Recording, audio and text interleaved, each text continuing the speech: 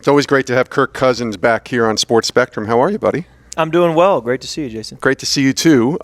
This has been quite the year for you, and I thought it'd be a good place to start with just kind of some lessons that maybe God showed you and taught you when you think back to specifically the 2022 season, and maybe even go back like a year ago as we're recording this, early March, late February, and then kind of where God's brought you to today. I know we're going deep right away. Sure, yeah. What's God been showing you? Well, I've always felt that God, in His providence, organized events to make me a professional quarterback because He knew it would be a career that would keep me close to Him and teach me more about Him. And 2022 is no different. I think once again, as He took me through preparation for the season itself, the ups and downs, the memories made, the people I was around, He taught me so much about Himself, taught me about faith and trusting Him and obeying Him and being bold and sharing your faith. And there was just so much through the season that circumstantially was able to grow me as a Christian. So it was a great year. It was a great year on the field. We won 13 games. Was able to stay healthy, was able to win a lot of close games. So as a team, it was memorable, certainly. But off the field, there were a lot of great moments with teammates, sharing my faith and gatherings with team Bible studies and prayer times and different moments that I'll remember just the same as the big wins. How has that evolved for you? You just finished year 11, right? So how has that evolved for you in terms of sharing your faith? I think you've always been fairly outspoken. You've never hidden your faith, right? But certainly the platform grows and the experience grows and the years go by. How has that kind of evolved for you in terms of being bold about your faith?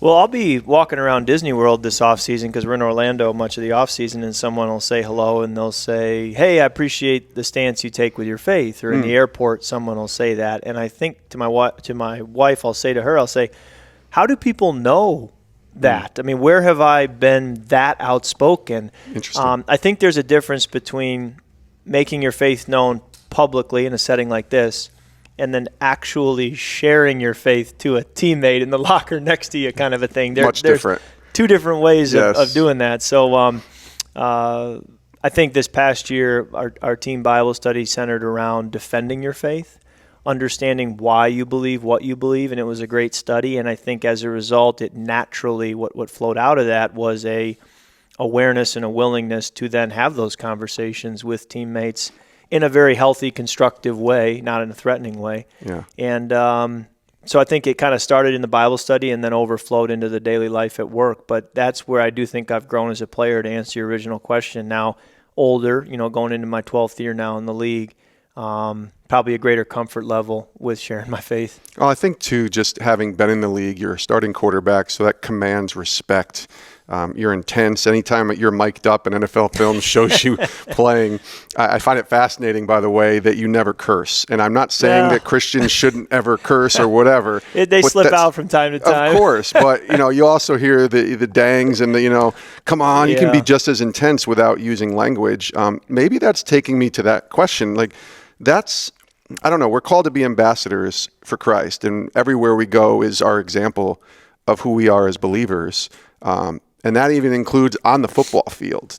Are you conscious of that? Because I think a lot of guys will say, well, it's a football field, it's 3 hours. Yeah. Even if I'm mic'd up, I'm just a different person. And then when it's off, are you conscious of that? Well, it's a nice excuse to make after the fact when you look back. But no, I don't believe in compartmentalizing your life. I think that, what I've often said is that God is the tray.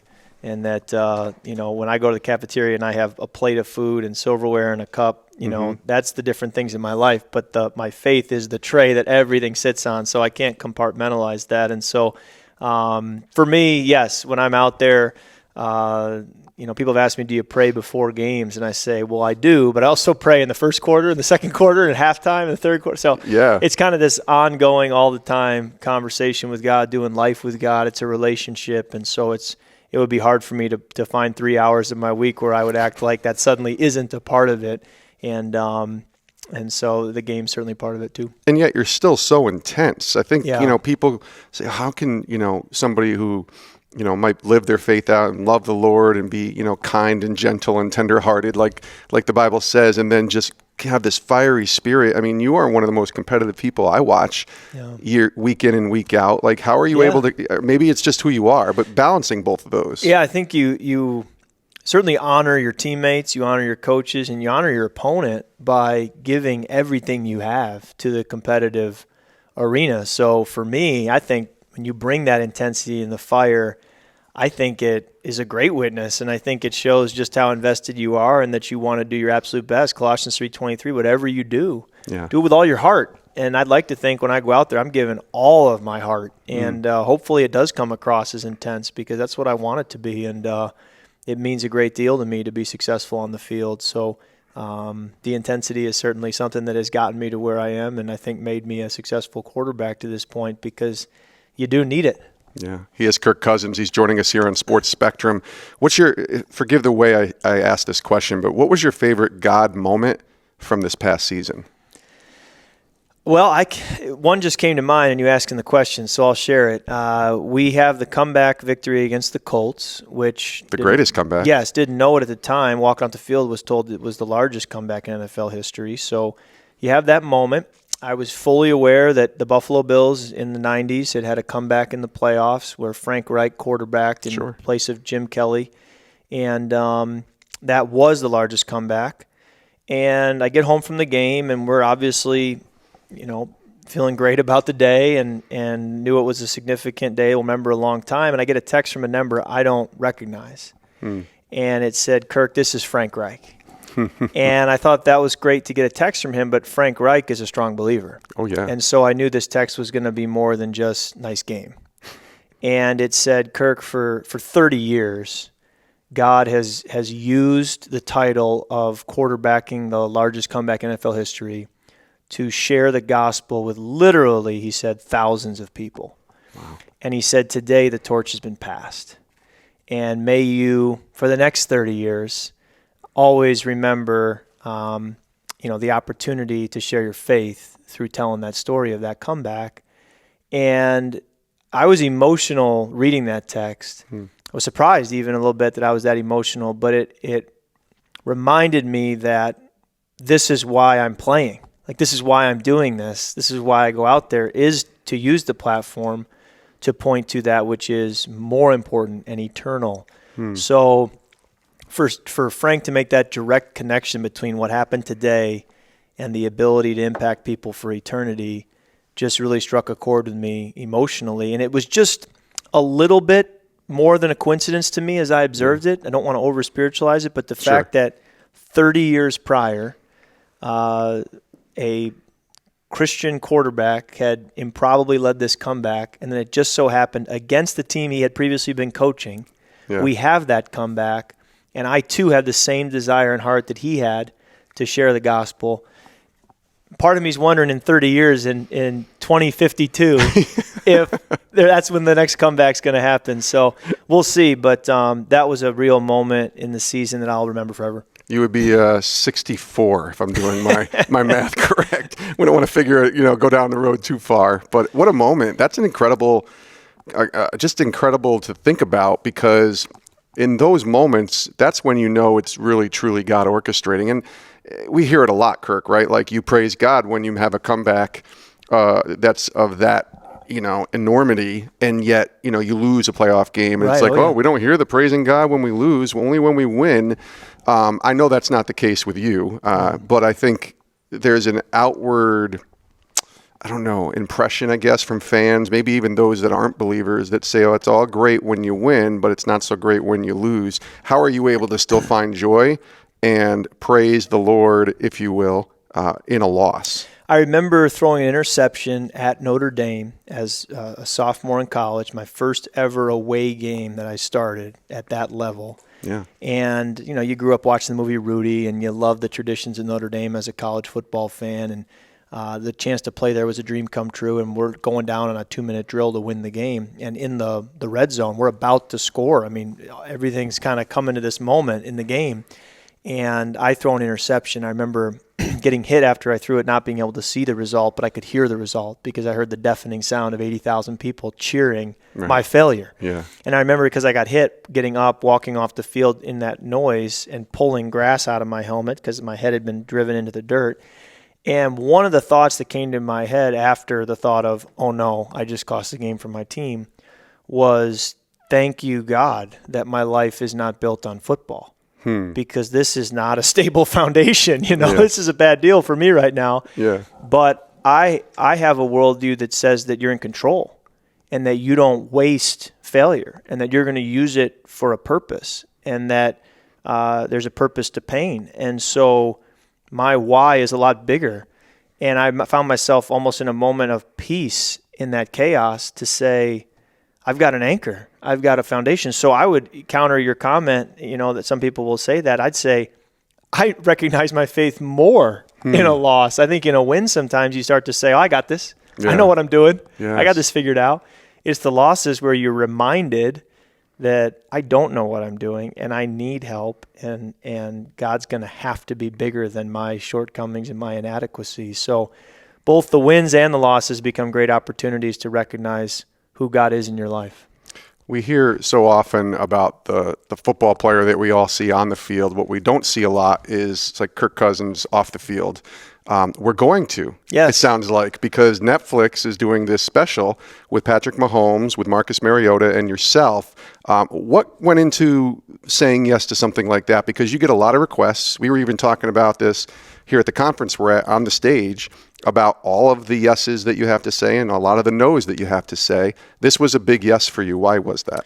Well, just like you said, you don't get the opportunity to show people your daily life away from football, and this was a unique opportunity to do that. And so I like that opportunity. And then I think the chance to shine your light in a different way where people can kind of see your worldview and what you value and how you live your life and how your family interacts. I think those were all positives to be able to share. So you never know how they're going to edit it, and we've been praying for 6 months, now going through it, that it would the final product would really glorify God and be a real positive. But we're kind of still going through that process of getting there, and I think it was a real privilege to be asked to do it.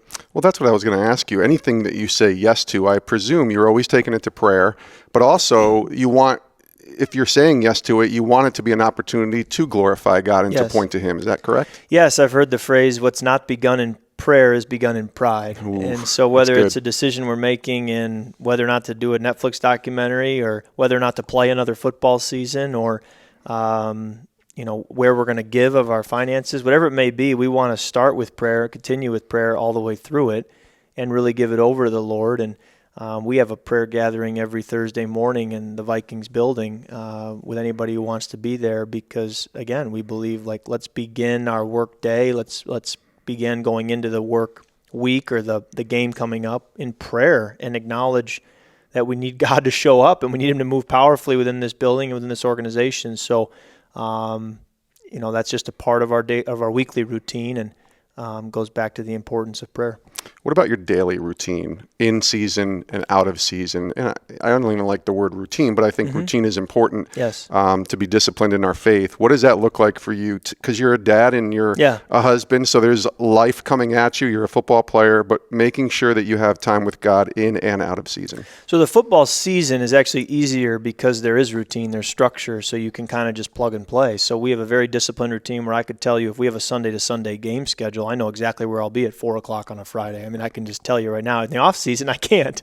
It could be anything. Yes. And that actually can be a real challenge with prioritizing time with the Lord and reading Scripture and prayer and those kinds of things, because during the season you have it all plugged in, whether it's a night before the game chapel, whether it's that Thursday morning prayer time, a Monday night Bible study with other teammates, whatever it may be, you've got it all plugged in. And even the time you get up, set your alarm clock, when you open your quiet time to then head into work, all that stuff is plugged in. The off season can be a bit of a challenge, and so my wife and I have had to kind of learn from failing to then say, okay, how do we structure and prioritize routine and schedule, even when one of the great things about the off season is that we don't have to be stuck to a schedule. So I think it's important for me to just wake up early enough to be ahead of everybody. So if I can get up before my boys are up, before my wife is up, the house is quiet, that's really the best time for me to be with the Lord, catch my breath, and just sort of be able to, start my day the right way. What has God shown you about him through you being a dad?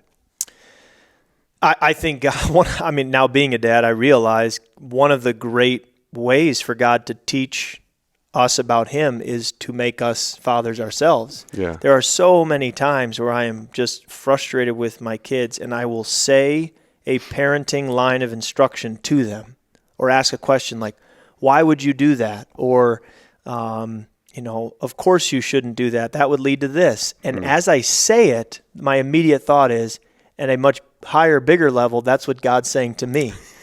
And it's this strange place you're caught in a good way, where you're the one parenting, but you feel like you're the one receiving insight and instruction from the Lord as a result, because you say, there's really no difference from the relationship of me to my boys and my love for them and my desire to protect them and see them thrive and grow. Yeah.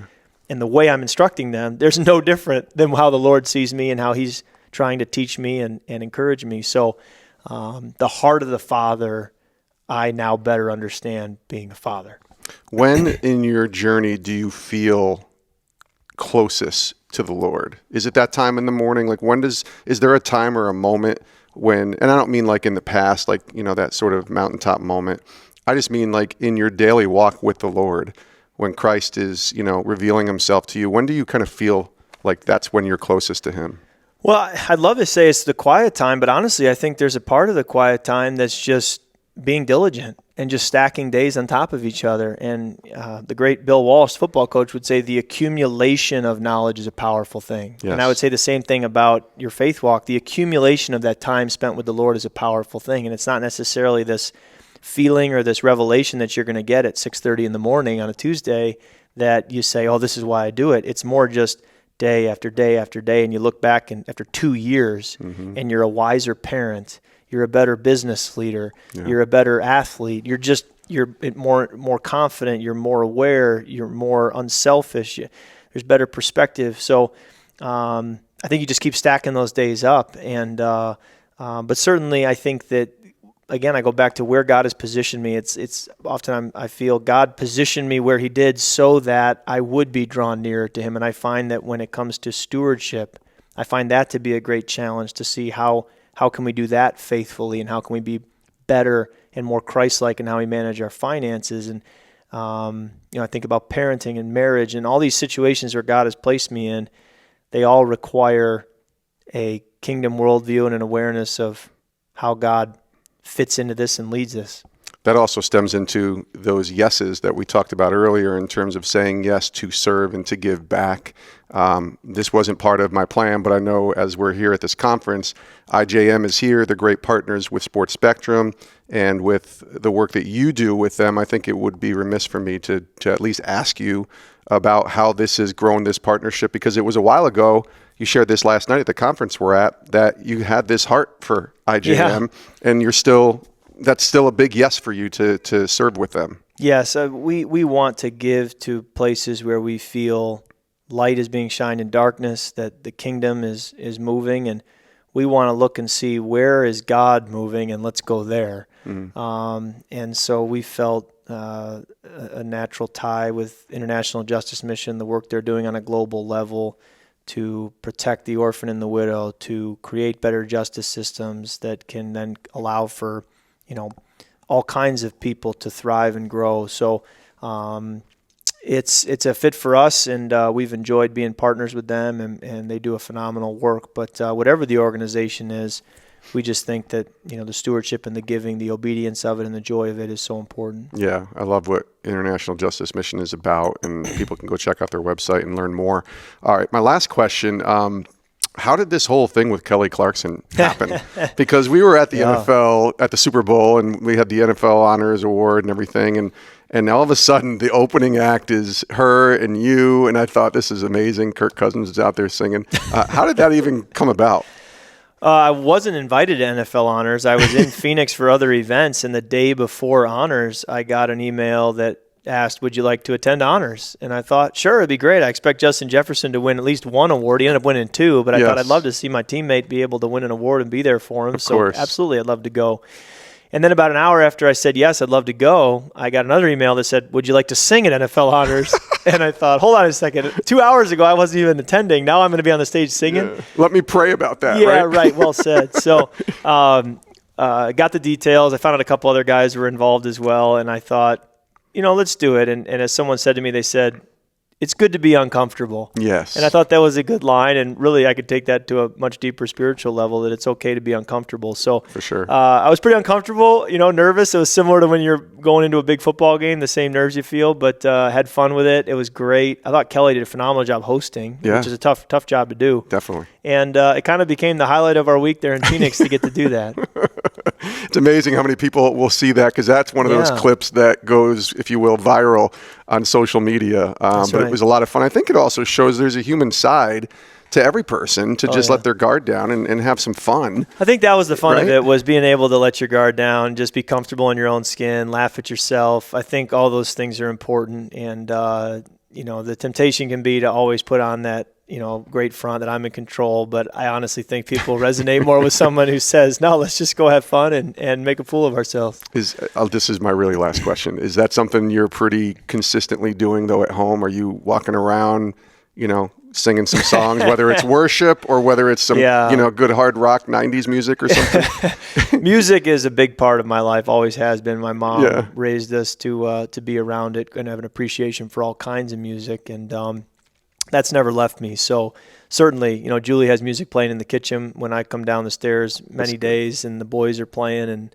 music's on in the background. And, the worship music is such a important thing too, just to minister to me. And when you get so much from worship music and what it does to you, with your heart and your mind, it's difficult to just go back to any old music. You feel like it's missing something. Completely. And it's not the same. So, that's very powerful. And that's really what I listen to in the locker room before games, on the bus, is that type of worship music where you can, again, kind of focus your perspective on an eternal perspective and on who God is and his love for you, and the trust you're placing in him. And that's kind of where I want to be mentally and in my heart going into a game. And so I know nothing else I'd rather listen to than worship music in that moment. I know I keep saying last question, so forgive me, but what's the song that's been playing in the Kirk Cousins playlist from worship? I mean, I've got a long list here on my phone of I got a playlist I just title worship. That's how I title it. Okay. And I just add to it. And so it's everything from songs I used to listen to in the 90s, like